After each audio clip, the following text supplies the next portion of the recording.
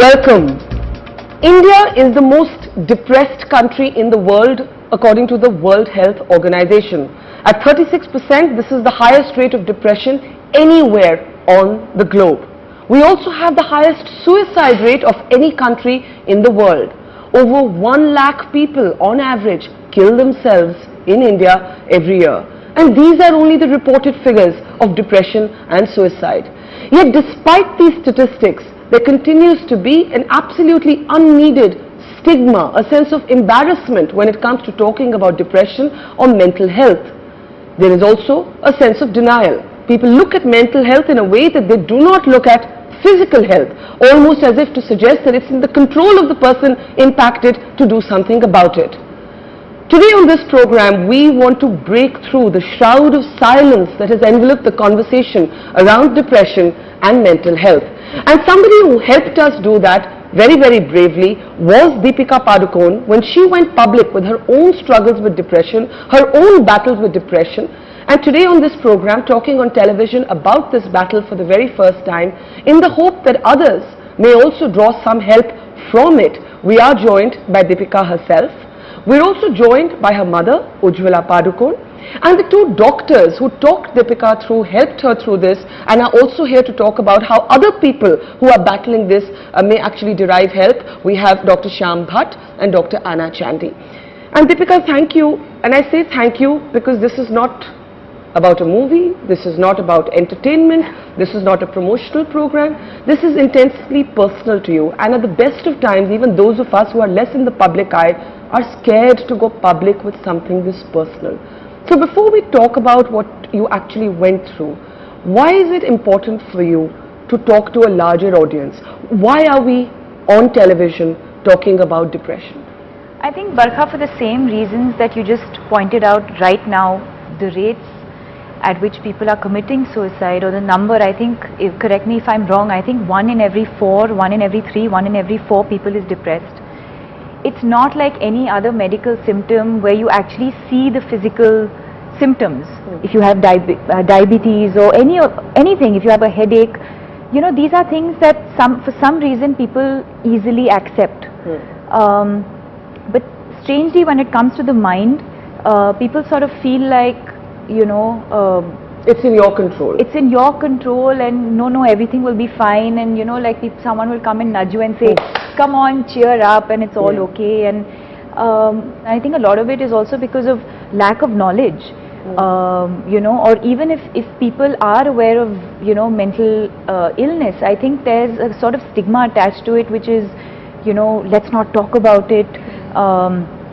You can't take medication for your mind and for your brain, you know, nobody does that. What are other people going to think? You're going to lose your job.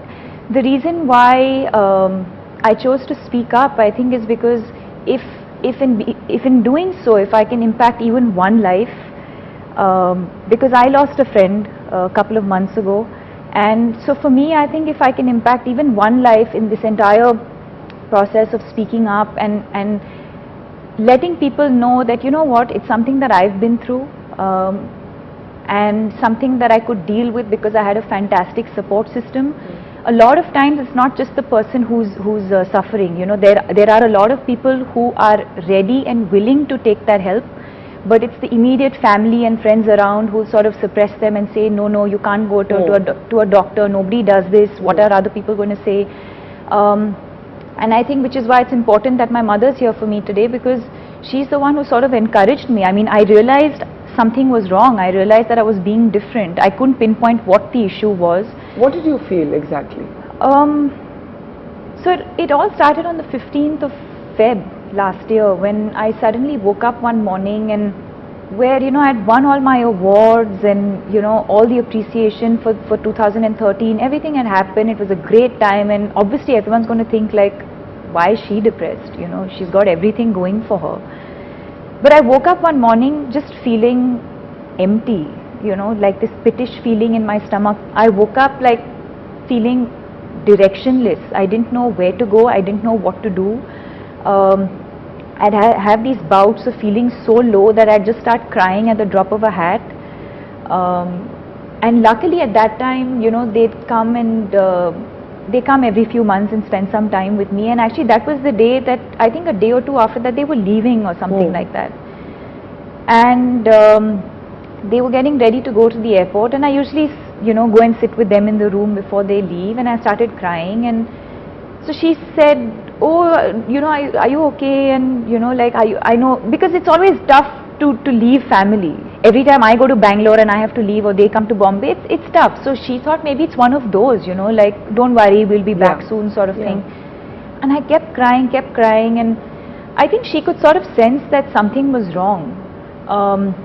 She asked me if it had something to do with my personal life. She said, is it your work? Has someone said something to you? And it was none of these reasons. And she sort of sensed that something was wrong, and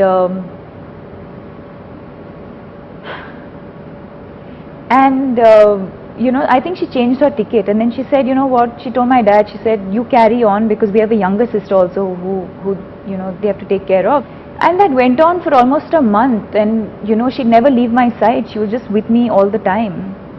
But the time before that, before she realized, and so I would keep crying, I couldn't understand what was happening to me. There were times where I'd feel okay, and there were times where I'd feel really low, including airports. I'd board a flight and land somewhere, and I remember attending a conclave exactly this year last time, and that was the first initial days.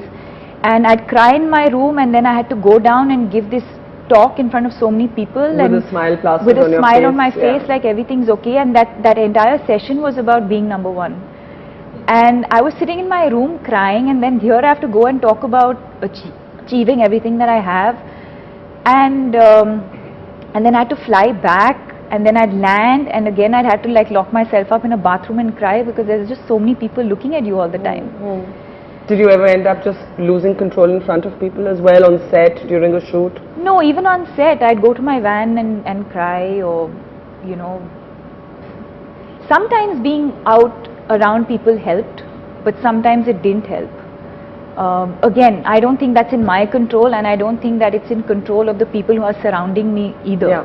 Went abroad for an award show. I thought, going all the way to America, maybe I'll just feel better, just getting away. Again, when I was out and about and with people, I'd feel okay. When I came back to my room, I wouldn't feel okay. There were days when I'd wake up and feel like it was just too exhausting. It was just too exhausting. I didn't want to wake up. There were days where I just wanted to be in bed, just sleep, not wake up. It's difficult to talk about, isn't it? And I'm sorry, we don't want to upset you, but it is that intense, that even today it will bring these tears. It's definitely scary. I mean, and I think that's why I'm doing what I'm doing, because it's been so hard for me that I don't want anyone else to go through it. Thank you for talking to us. And I know, I mean, none of us can actually know what you went through, but I have some sense of how difficult this is for you. And as her mum, to watch her go through this has to be the toughest thing for a parent, right? As a parent, you don't want any of your family members to be ill in any way. That was the first thing. The second pressure was, you don't want, for someone like her, you don't want the outside world to know what's happening, because then there are all kinds of stories that will go around and all kinds of things being written about. So it was that added pressure as well. But I mean, I could sense, because she's normally a very happy person, and she's a very strong person. She can take on, practically anything in life. So her constant breaking down itself alerted me, and I knew immediately that this is an ailment. It's what you say is important, that for Deepika to talk about this is actually different from me talking about it, or Sham talking about it, Anna talking about it. And even now, Deepika, as you talk about this and you're crying on national television, is there a part of you that's scared that I've bared myself to the world, I have bared my soul to the world, and here I'm in this vanity industry, this creative industry that has to sell fantasy, that has to sell dreams, but what I've actually done is I've opened the door and I've allowed people into my private hell. And I just think it's so extraordinarily courageous of you to talk about it, and to B, not put up a wall to your emotion, that you're able to cry honestly and openly, I think is brave. But is there a part of you that's scared? Oh, people are watching me cry. People right now are going to look at me different because I've cried about being depressed. No, not really, because I think I'm looking at the larger picture, and this is really not about me right now. I think it's really about the lives that hopefully we will impact, for everyone who's watching this interview, and for people who have been through or are going through right now, or for families who's somebody dear to them is going through it.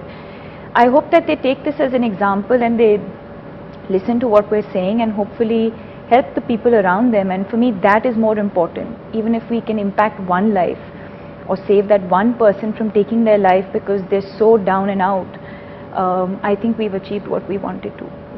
Did you worry on her behalf? Did you ever think, let the world not find this out, this would affect her image, how people, those of us who are in the public eye, and Deepika so much more than any of us. No, there's that relationship you have with the anonymous person, and you need to think about how that stranger is looking at you. It has never bothered me about the world getting to know or about her image as a star. What bothers me is when the right information doesn't come out. Yeah. When it gets distorted, when it gets blown out of proportion, when people start saying things that are not true, that is perhaps what would bother me, though over the years now I've learned to distance myself from situations like that. I think this is the right time for me to say, I think after my article came out couple of weeks ago, there was a publication that carried like a gossip item, and so carelessly spoke about how I was depressed, but I was depressed because a friend of mine, Ranveer, was depressed, and he was depressed, and that's why, I mean, we need to be a little more careful, we need to be a little more sensitive. Calling someone clinically depressed without even having picked up the phone and cross-checking, or just writing in the manner that they did, I think we need to become a little more sensitive about how we write about these things. I've even read in some columns and some gossip pieces that this is all one promotional stunt. I mean, have you heard that? For me, that's as low as it gets. For me, that's as gross, I mean, frankly, as it gets. Of course, there are people who are going to think, oh, it's timed with some film release. Yeah. Or there are people who are going to say, oh, she's getting paid for supporting a cause like this. And really, Barkha, I think for me, I've been through hell and back, and like I said, I think for me there's just a larger issue at hand. If we're a nation that's the most depressed in the world, there's definitely a much larger issue that we all need to sort of focus on and work towards. Now, how did you meet Anna and Shyam? Before I get them in, Ujjwala, if you can tell us, how did you actually say to Deepika that you need to confront this? We need to go and see a doctor. And I ask this because when it comes to the mind, there is immense resistance in all of us. Yeah. That little cliche, iska to dimag kharab hai. Yeah. This is the kind of silly attitude that we are brought up on. And we don't want to believe ki hamara dimag kharab hai. So we resist going to a doctor, we resist acknowledging that we're not just sad, that there's something wrong with us, that we need medical help. How did you convince her? How did we end up going to doctors? First and foremost, I want to say that being alert helps a lot. Don't, whether it's the family, whether it's close friends, whether it's your colleagues at work, don't assume when a person is crying, breaking down or crying all the time, don't assume that they're doing it for attention, or don't assume they're going through mood swings. So if it's happening repeatedly, have a chat with them, find out what's bothering them, and then try to get in a counselor. Convince the person that you need to see a counselor. And then if required, it's the counselor who will put you on to a doctor. And the person concerned needs a lot of convincing. You need to convince them that, look, just as it's like any other ailment, just as you could be having any other physical ailment, this is a mind ailment. You need to see a doctor, you need to take medication. But Deepika, did you see it like that? One of the things that happens, and I remember there was this point in my life when I used to get panic attacks. And I would get these anxiety attacks just before I had to come onto television, and my producers would actually be handing me an Alprax to calm me down. But it took me many months before I realized that it was a panic attack. And when I was told maybe you're depressed and you need antidepressants, I was like, no, I don't want to put chemicals in my brain. I mean, there was such resistance. And then I had other people who, even my friends, when they were being affectionate, they would say, oh, come on, Barkha, now don't do this drama. You know, and I don't know if you felt that isolation of yeah. people around you, not understanding how bad it was. Yeah, and I think that's why I just really helped talking to Anna and doing a couple of sessions with her, because sometimes for people who don't really understand what anxiety and depression is all about, sometimes exactly what you said, like, hey, come on, you'll be okay, and like acting happy in front of the person or playing loud music, and actually had, at least on me, for me it had the completely opposite effect. And I started questioning a lot of like strange questions in my head, like, oh, why is that person so happy, then why am I so sad, and then I start feeling even worse. And I quickly want to say that there's a huge difference between being sad and being depressed. Sadness comes from a different place in my body and in my stomach, and having anxiety and going through depression comes from a completely different, and it does something completely different to my body. Yeah. Anna, so you've known the family for a long time. When you first had Deepika talking to you about this, were you able to immediately identify it as depression? Yeah, so I received a phone call from Ujjwala saying that we need your help. Deepika is having some difficulty. So I asked Ujjwala if I could speak to Deepika. As soon as I started paying attention to Deepika, there was a certain quality in the tone of her voice that signaled to me that I need to come to Bombay because there's something more. It's not a temporary sadness, and that was from the quality of the tone of when she speaks, and she was also weeping on the phone. I came the next morning and I just spent the whole day with her, and at the end of the day I recognized Deepika will need to consult a doctor for this, A psychiatrist. a psychiatrist for this. On counseling, and Deepika, jump in here. You know, some of us who think of ourselves as reasonably bright often think we're smarter than the counselors. One of the resistance, I'm sure you felt this. Absolutely. You know, if somebody says, why don't you go and see a therapist? Why don't you see a counselor? So what is she going to tell me? I know all of this. I know the problems in my life. I know the trigger points. I've read enough. I've had enough exposure. So did you ever feel, I know Anna was a family friend, but did you ever feel, why should I go to a doctor? Or did you feel that helplessness that I need somebody to explain to me what the hell is going on with it? Yeah, I definitely needed, because I had no knowledge, no understanding of what I was going through, why I was going through. I think the first step for me was to agree to what she was telling me to do, and a month later pick up the phone on her and speak to her, and again while I was talking to her I broke down, and I think she could sense in my voice that it was very, very different. And then this to this also. Yeah, so this journey from counselor to psychiatrist, after all you're a family friend, you're not a stranger, so that makes it a little easier. It did.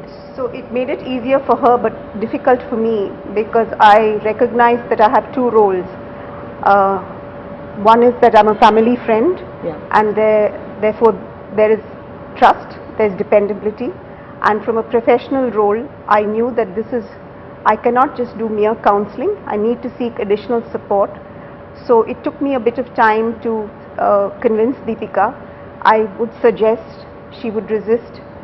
2 days later I would suggest. So we went like this slowly, and finally she said, okay, you identify a doctor and we'll go together. And so she goes to Shyam. Now the question is, this resistance, and I want you to talk about how you encountered it with Deepika and how you encountered it with other people. Because as I said, in my own case, where I didn't go through something as intense as Deepika, the moment there was a suggestion that you should be put on to medication, I immediately said, no, I don't want to do this, I don't want to do this, I'll handle it. Did you find it was difficult to convince Deepika to go on to medication? You see, broadly, every person, like you said, who goes through sadness, first and foremost starts wrestling with themselves. Because we've all experienced sadness, but we assume the sadness is going to pass. Yeah. We also start feeling bad about our own sadness. There's a certain amount of guilt and shame associated with this condition, which is no other condition has it. If you have high blood sugar, you're not alone in your room feeling bad about your low blood sugar, you know. Yeah. With depression, it's a lonely, isolating, private condition that a person cannot even share in our country. But why are we, all of us here, educated, liberal people, why are we not able to shake off the sense of embarrassment, guilt, shame? Sure. I think it's the concept of the idea. I mean, the idea is that you are mad if there's something wrong with your brain. Dimag kharab hai. So I always tell people, are you in control of your brain? And people say yes. And I ask them, what is controlling your heart rate right now? They say, my brain. I say, can you lower your heart rate? No. We are not in full possession of control of our brain, just as we are not in control of our pancreas. We don't ask the diabetic to make more insulin to get more optimistic. Yeah. So one is the idea that there's something intrinsically wrong with me. That's one reason people don't seek help. The second is, this is something that's abnormal. Most people don't go through this, is the second misconception. Someone, a person in the public eye like Deepika, for her to have the courage to come and talk about it, Yeah, I think to it's me as a extraordinary. psychiatrist, it's extraordinary, because for the first time people know that this is nothing shameful. Secondly, that anyone can get it. It's not a question of what your life is like. That's a huge misconception. Why are you depressed? You have nothing to be depressed about. Yeah. So you add guilt and you add shame, and at the end of it we are perpetuating a problem that is not, that is, everyone's going to face it. Either you are depressed or you know someone in your family who's depressed. It's that common. 36%. And 36% of India is 36%. depressed. Yeah. Now the question, of course, is it even a disorder at 36 to 40%, or is it, in my opinion, this is a result of a fast-changing society. And if we don't start learning how to prevent this, to treat this, we are in for a huge problem in about 10 or 20 years. Because we have a population which is, what, 70% under the age of 35. Now we have the highest suicide rates in the world in the 15 to 29 age group. Yeah. In one study, 10 times more than America. So this group is going to get older. We're not learning how to deal with our emotions in school. If we continue to face stigma, we'll have an epidemic, Talking of suicides, you mentioned that you lost a friend. What happened and how much of a catalyst was that in making you confront your demons, so to speak? Okay. So it was a friend of a friend. Okay. But the point is that I knew this person. Okay. And he always came across as someone who was very happy with his life. If you just met him, you'd never think that he was depressed. I think it just made me realize that if someone so close to me can do this to themselves, and you read every day, there's so many, not everyone ends up taking their life, but there's a lot of people who are, like he said, fighting with themselves every morning, a lot of people on medication. Were you scared that you'd start feeling like life is not worth living? Were you scared that somebody you knew had been suicidal and had taken his life? That was later. My friend's incident happened much after I had recovered and I was completely okay. So that made me feel even more for him and made me understand what he must have gone through, and if we had seen the symptoms earlier, or if we had forced him to take his medication, or there's a lot of cases immediately around me that I see. So I think there's this constant thing of, I don't want to see a psychiatrist, I don't want to see a psychologist, I don't want to take medication, but I think we need to start treating it as we do to any other part of our body. You said you never worried as a parent what this would do to Deepika's image as a star, but could you see the kind of irony of that whole moment, that there were going to be people, A, who would think she has everything she needs, B, that depression is still regarded as some sort of luxury disease, that almost as if you have to be rich and privileged to suffer it. So did you ever panic just a little bit that it will be double jeopardy for Deepika? She's spoken about it, people will look at her differently, and maybe that will just cause even more anxiety, even more stress in her life. I mean, was there ever an impulse in you, Deepika, let's not talk about this? No, I'm, both Prakash and me are extremely happy that she's chosen to express what she has gone through and wanting to impact a lot of other people, and it has not even once crossed our minds that it's going to affect her status of who she is, or... Did it cross yours? Not at all. But there are people who come up to me and say, but she's got everything in life. Yeah. What was the reason? And I have to tell them that doesn't have to be a particular reason. And so what if she's got everything in life? It's an ailment. I mean, an ailment can strike any person, irrespective of whether, it doesn't matter where in society you are placed or what you have achieved or not achieved.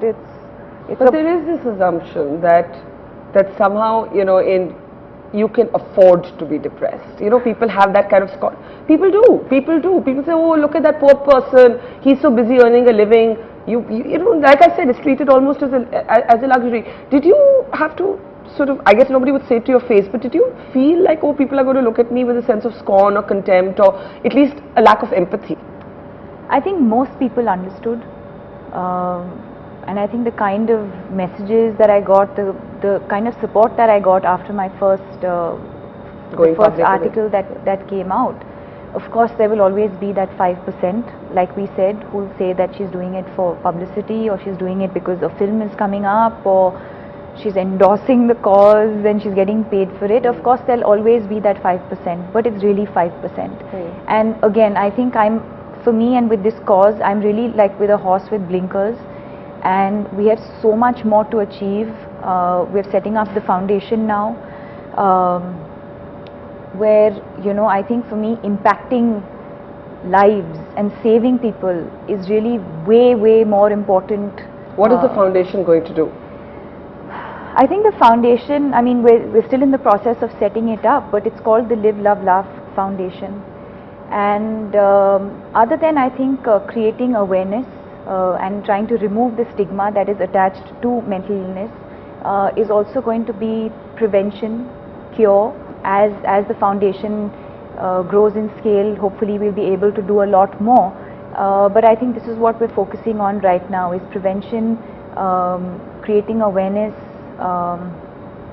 and to sort of remove the stigma, most importantly. How commonplace, Shyam, is the stigma? Stigma is widespread. One misconception is people think it's a weakness to have depression. So a lot of times people will come to my clinic and they'll say, you know, I'm a strong person. And I tell them, yes, you are. You're strong because you sought help, because you recognized. I mean, this is strength. To be able to talk about your feelings, to own up to it, to know yourself. I think people who seek help are extremely strong, and they are the brave, and I think they can sort of let other people know that you can seek help and it's not a sign of weakness. I read somewhere, and I don't know if this is correct, that women are more prone to depression than men. Women are twice as more likely to suffer from depression, but half as likely to kill themselves. So I think that there's a debate now. One is that there are hormonal factors, you know, women have the sort of, if you look at the menstrual cycle, the fluctuations in progesterone can lead to depression.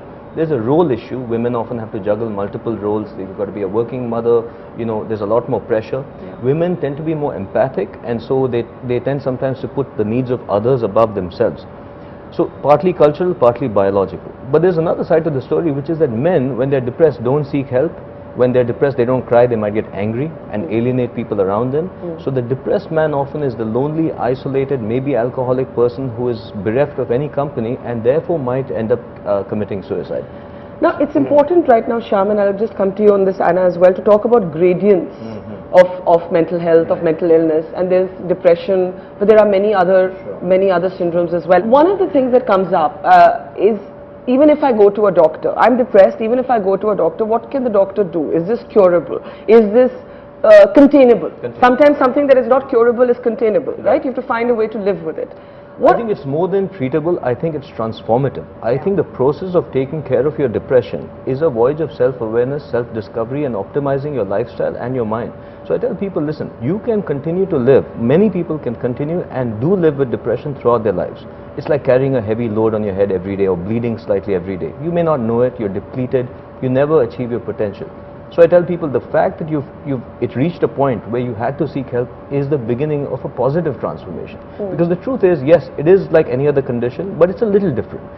First of all, the thing is, it's not just a mind condition, it's a mind-body thing. And I think if we know that, we can destigmatize. We shouldn't even call it depression. You know, depression sounds like sadness. This is not sadness. This affects the brain, it affects your heart, it affects your gut, there are affects actually hormones. Real physiological feelings. I mean, like you said, it's that pit in your stomach. Well, when you do brain scans, there are changes in the brain, there are changes in the hormones. You know, this is your body changing its function because of stress. So when you take care of it, you transform into sort of your highest potential. Anna, what do you find, whether in Deepika's case or your other patients, what is toughest for people when they're battling this? Is it what will the world think? Is it your being alone with yourself? What is it? I think in my experience, one of the toughest things is a lot of them seek help without family knowing, because they don't get family support. So they come in completely alone.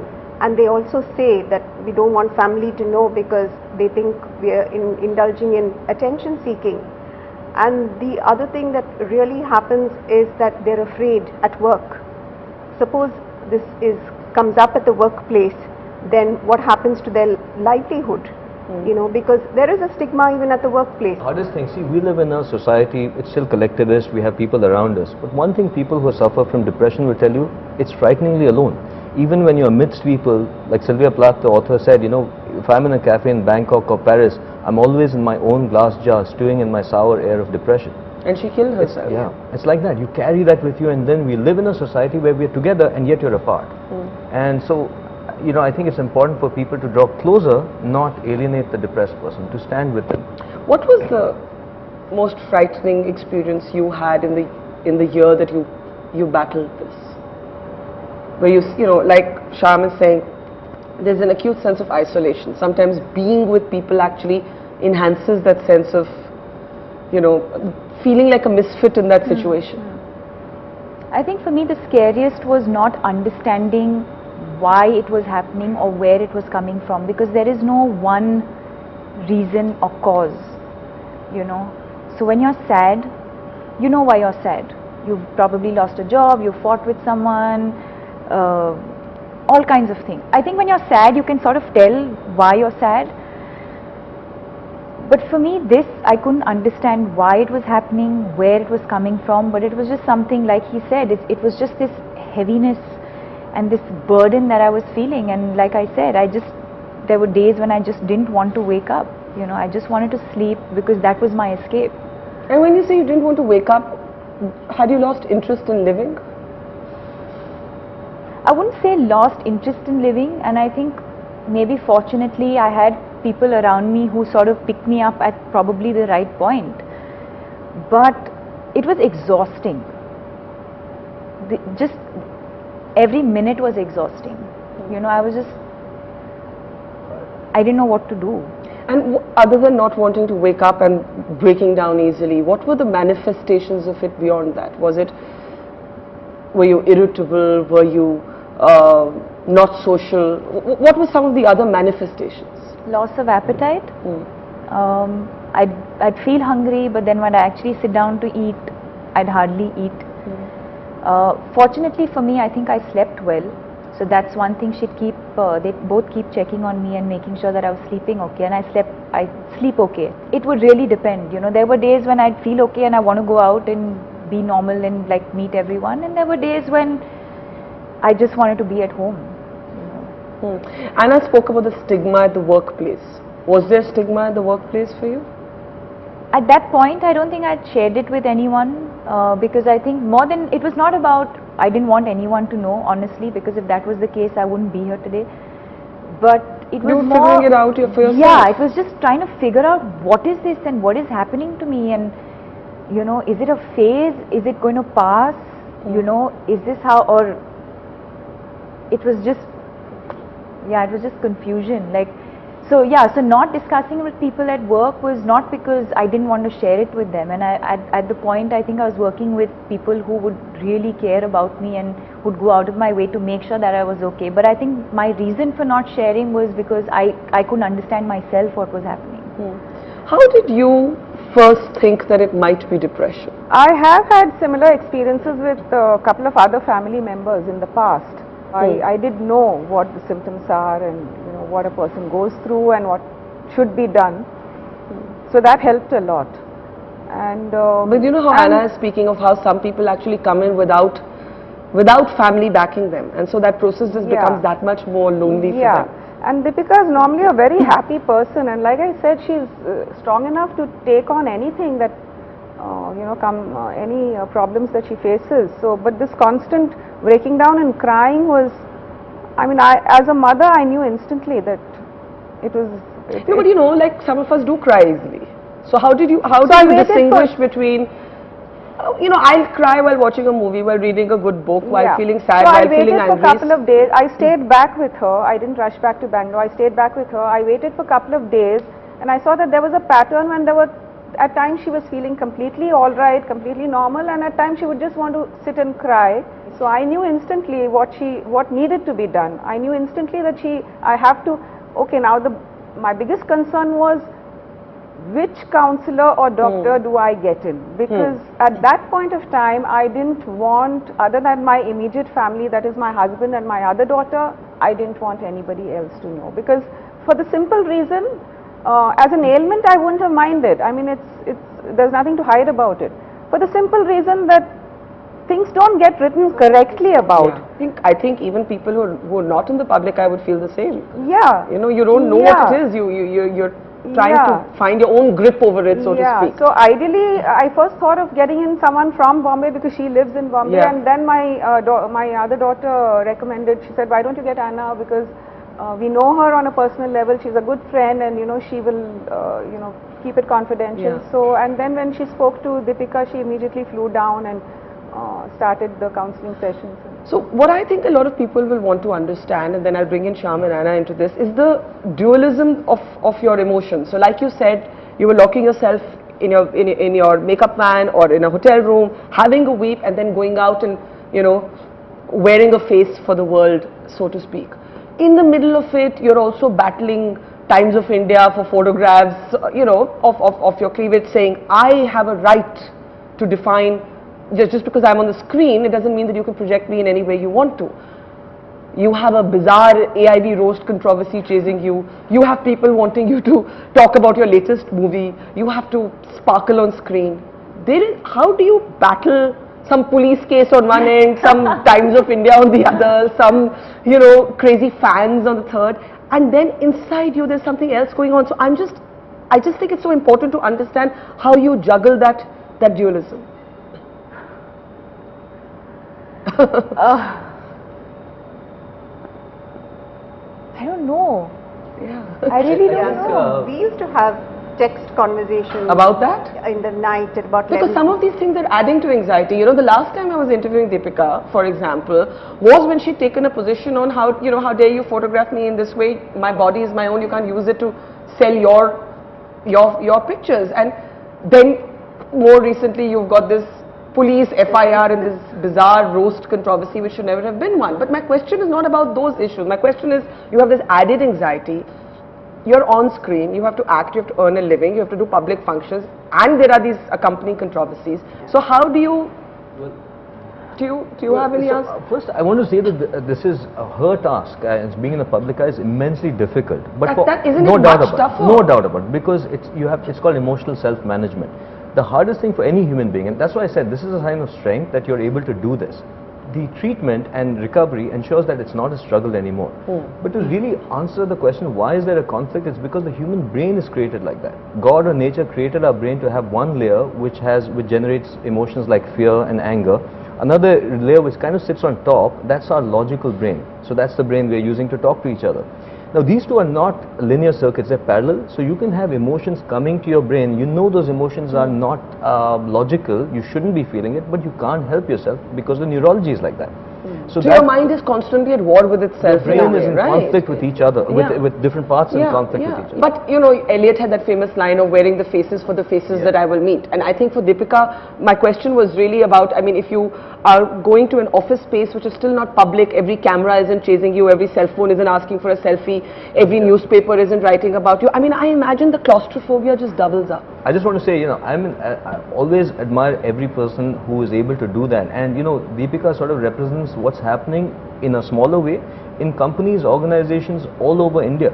When we go and we've given some talks in companies, we will have people coming to us and talking about depression that they have been carrying for years. And I want to, you know, just bow down to them and say, how could you do it? Second, I want to tell them, you don't have to do this. You don't have to suffer. There are a lot of people who are suffering like this, putting on that mask, smiling and struggling. It's incredibly difficult. So did you feel suffocated by the mask you had to wear? No, I feel like I was on autopilot in a sense, you know. Of course, there's one side of me that's saying, listen, you have to be professional, you have to reach shoot on time, you have to do this interview because you've committed to it. There's all these professional commitments. And there's that part of me which is saying, you have to do this, you have to do this, you have to do this. But there's a part inside you that's saying, I don't want to wake up today. So, so where's the meeting point between these two, this dialogue? How does it reach a midpoint? That's the strength, I think. I really don't know. And I think family support matters a lot because we would keep telling her, look, if you're not enjoying your work, if you're feeling overstressed, you need not do it. Yeah, you need not push yourself to, and this is something I keep telling both my daughters or even my husband for that matter. It's brilliant to have goals, targets, wanting to achieve something in life, but don't push yourself to an extent that it takes a toll on your health. But like she said, there were days when she was okay, and there were moments or times when she would want to, But did you ever? No, but I think that strength again to pick yourself up and do what you have to do also comes from within. Yeah. I think I was very, very fortunate that I didn't dip to a level where I couldn't do any of that. I think fortunately I had my mum, and then the doctor stepped in at a point where I could do what I had to do and take care of myself as well. And I think from then on my life has really changed. Before I ask you how you came out of it, I do want to ask you, did you ever feel, picking up on your mum's point, I don't want to go on the set, I don't want to do this movie, I don't want to give this interview, I don't want one more stupid journalist asking me one more stupid question? I don't know, I really don't think I questioned my work. Actually, like I said, sometimes I think it really depended on where I was swinging and where I was going at that point. You didn't think of giving it all up, ever? You didn't have those days? No, I Can I worked. come in at this Yes, point? yes. Actually, there was a point that she has immense grit, because when I came into Bombay, she had been shooting and doing nights. We were shooting nights, yeah. and she's shooting the whole night, and she's doing dance sequences, and then I come in on an early morning flight, she's waiting for me, so she's awake the whole day, but there was immense grit in her.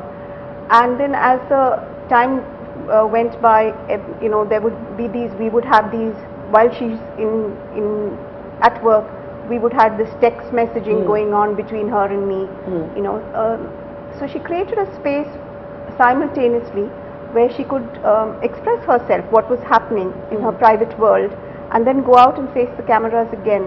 And I really want to share that to me it was really the way she used her vulnerability as a strength, because day after day she was continuing her responsibilities in her job, and she would text me saying, I have this feeling of emptiness, there's emptiness in me, and yet then the next thing is she's back to work. What do you mean by emptiness? I know what you mean, but I want you to try and maybe tell people who are listening to this, what does it mean? I think physically what is happening is there's this weird pittish feeling, emptiness. Is it anxious or is it blank? It's a bit of both. My breathing was different. My breathing wasn't like deep breaths. It was very shallow, uneven breaths, sometimes gasping for breath. I would say feeling empty in my stomach, and they explained it as the pittish feeling, and I think that's the first thing I said to them, because that was that thing that just wouldn't go. It felt like a knot in my stomach. I feel like whenever I've had, like if I've had malaria or if I've say hurt my ankle, I always had my mind to help me recover. What do I do in a case like this where my mind itself is you not can't do talking to mind me? over matter in this one, right? Yeah. So now my mind is not talking to me. So now where do I go? Now what do I do? That was the constant, and I kept talking to myself and I'd get no answers.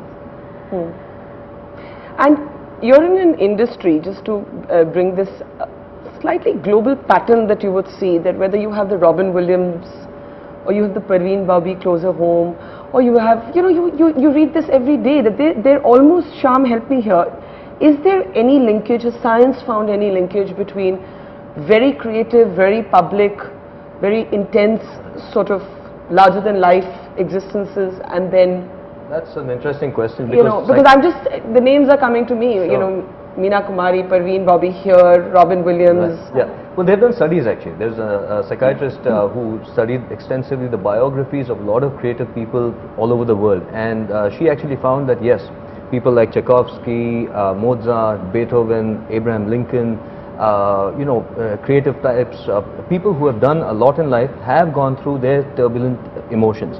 There seems to be a gene in some cases which, when it predisposes you to creativity, it also tends to give you these ups and downs in your mood. Because creative people are more intense, and therefore there is that Well, some believe that the mood actually helps you be creative. Because when you're feeling down, you tend to introspect about life. I want to make one thing clear. See, sadness is good. Sadness is part of the human experience. We all Don't be need to scared feel of it, sad. yeah. Don't be what we're talking about here is depression. And depression is not sadness. No, I'm talking about depression. But if you look at the names I've taken are people Sure. who were depressed. No, so the flip side is some people say, you know, that why treat something which may be a fuel to creative pursuit. And this has been one big debate for years. But today what we are seeing is that no, you can actually optimize someone's mood and retain, in fact, enhance creativity. Did you feel that somewhere it's a offshoot of the creative industry? No. No? I didn't think then, and I don't think now. I mean, But they do say that those who live under the arc lights tend to be lonelier.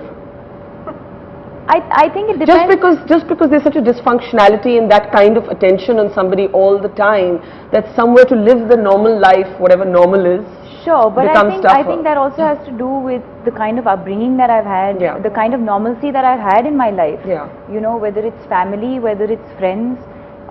For me, For her, this is a career. And you know, it's not. life doesn't it's not define my her. life. No, It's not, no. And life after this is going to be as normal as anyone else. So, and it has been. Yeah. You know, it's not like my life is okay. Yes, it's changed in terms of the fame and the success and the number of eyeballs on you all the time. But I'd like to believe that it's not changed my Inner being. ideology, the person that I am, and then I have people like Anna and my mum and my friends who tell me that. Yeah, I just want to get last thoughts from all of you. What is the one thing you want to say to somebody out there who's battling with depression? Shyam, I'll start with you. I want to say that this is nothing to be ashamed of, that this is not a weakness, that this is not madness or nothing you to hide from, that there is help and you don't have to suffer, Yeah. and that in seeking help and trying to get through this, you will actually enhance your life in a very positive way. And this is is sort of a warning call. 36% are suffering, more will suffer, and if we do this, then we can transform ourselves. I just want to say that this is not an illness that only happens to a particular group of people. It happens to anyone. And here's a living example that Deepika the star is actually Deepika the human being, and it can happen to any of us, and not to be ashamed of it. Yeah, as a parent to other parents. first of all, the person going through this should be able to talk about what they are going through to people close to them. Like in her case, if she had not told me about it, we would be happily living in Bangalore, not even Yeah. knowing that she is going Yeah. through all this. We would have got to know at a much later stage. So talk about what you're going through to people close to you. For the people to whom you have spoken to, I would say that don't just dismiss it. Try to shove it under the carpet, or try to dismiss it as, you know, as attention seeking or mood swings and all Yeah. that. Try to find out, and if it is an ailment that is bothering the person, don't hesitate to get professional help. Don't hesitate to talk about it to people around you, friends. I mean, there is nothing to hide about it.